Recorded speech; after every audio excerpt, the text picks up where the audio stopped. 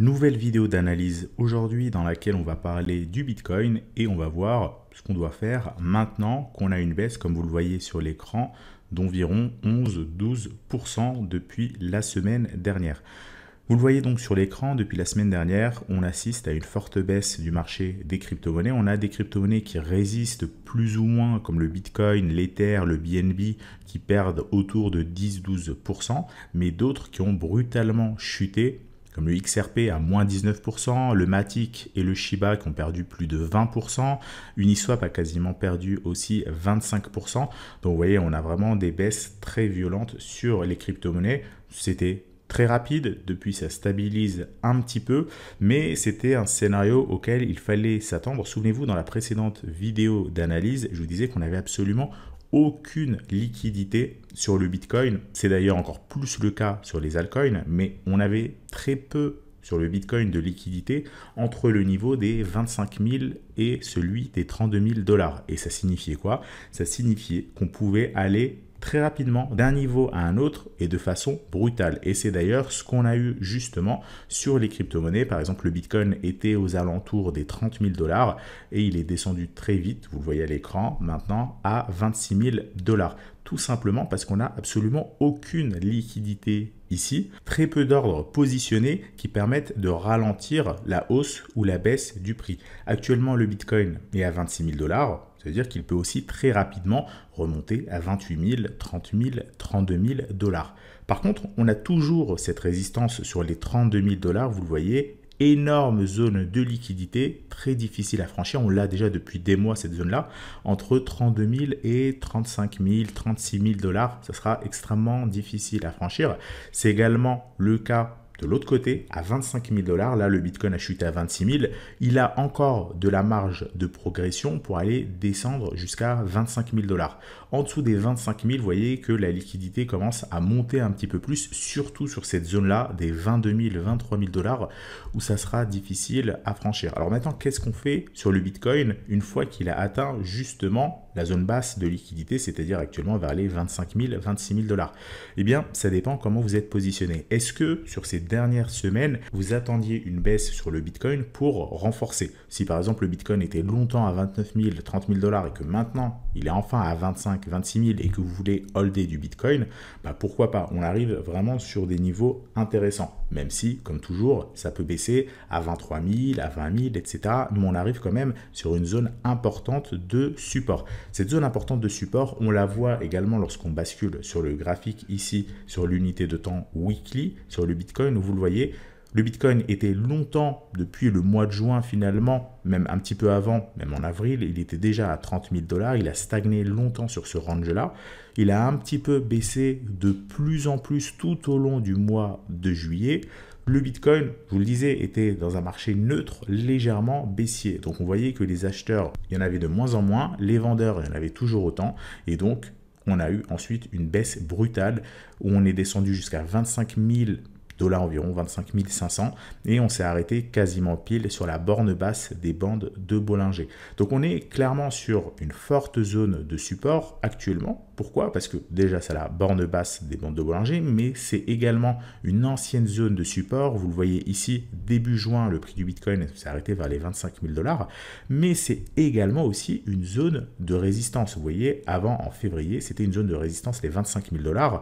Et également, en août 2022, c'était une zone de résistance. Et en plus, c'est une valeur ronde, la valeur des 25 000 $. Donc, on est clairement sur un niveau pivot, le niveau des 25 000 $. C'est un très bon niveau d'achat si on a à court terme un signal d'achat. Ici, on est sur de l'unité de temps weekly. Ce qu'il faut faire, c'est aller sur des unités de temps plus courtes, par exemple le H4, et observer un retournement pour prendre un trade. Là, on voit cette forte baisse ici. On a ensuite une consolidation entre les 25 000 et quelques et les 26 500 $ environ, hein, ça reste des zones. Et bien, si on a une cassure, par exemple ici en H4, sur les 26 300 $, eh bien, ça sera un premier signal de rebond. Donc, on peut surveiller le H4, on peut surveiller, pourquoi pas, le H8, attendre que les bandes de Bollinger se resserrent un petit peu plus pour prendre le rebond. Ensuite, par contre, sur l'unité de temps daily, ça va être peut-être un petit peu tard. Pourquoi? Parce que le temps que les bandes de Bollinger se rapprochent, vu la baisse qu'on a eue, ça va prendre plusieurs jours, voire même peut-être quelques semaines avant que les bandes de Bollinger soient à nouveau resserrées. Donc, pour un setup de rebond, il vaut mieux privilégier l'intraday. Ça, c'est vraiment pour prendre un trade court terme ou bien un trade qu'on veut holder, mais avec un stop loss extrêmement serré, parce que c'est pas parce qu'on a un rebond en H4 que le prix ensuite il va monter en ligne droite. On peut très bien avoir un rebond, aller à 26 000, 27, 28 000 dollars et ensuite redescendre.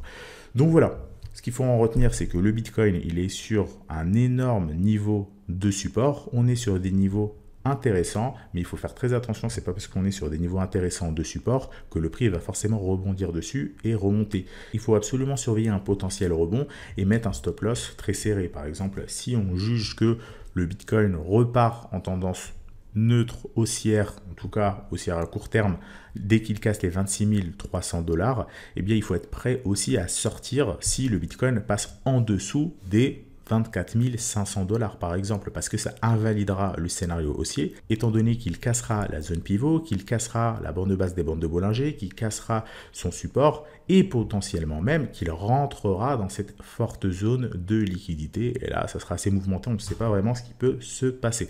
Donc voilà, le Bitcoin arrive sur un énorme niveau de support. Pour le moment, il est en train de stabiliser, pas grand chose à dire. Idéalement, ça serait bien évidemment qu'il aille rechercher la zone de résistance vers les 31 000, 32 000 dollars, qu'il devrait en toute logique faire sans problème, étant donné qu'on n'a pas beaucoup de liquidité sur cette zone-là. Évidemment, on n'oublie pas qu'on est en été, qu'on est au mois d'août. Généralement, il y a moins de liquidité au mois d'août.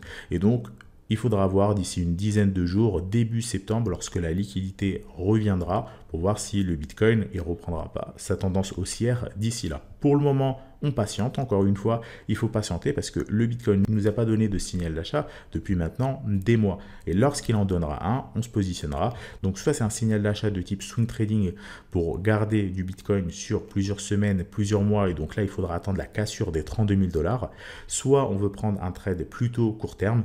On va sur des unités de temps plus courtes comme le H4, on attend la cassure du range par le haut, on prend position et ensuite en fonction de la force du mouvement, soit c'est un trade qu'on peut clôturer très vite ou bien c'est un trade qu'on peut pourquoi pas basculer sur une autre unité de temps et garder ça un petit peu plus longtemps.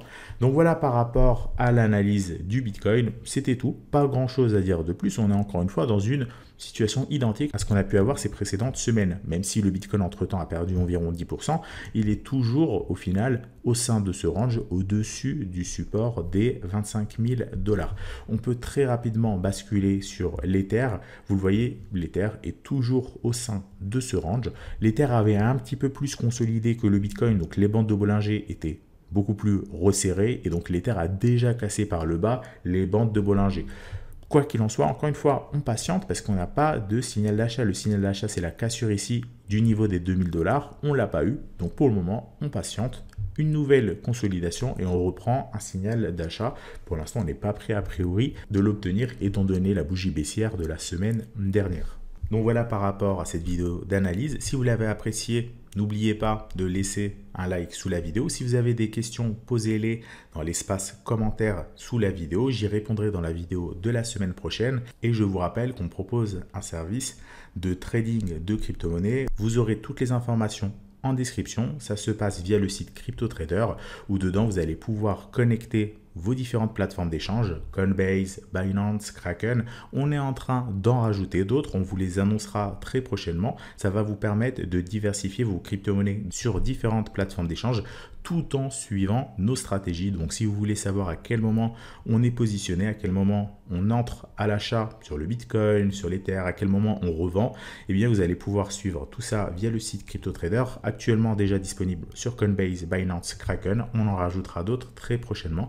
Si ça vous intéresse, le lien est donc en description. Voilà par rapport à cette vidéo d'analyse. Je vous retrouve la semaine prochaine, mardi prochain, pour une nouvelle vidéo d'analyse sur les crypto-monnaies. Bonne soirée à tous.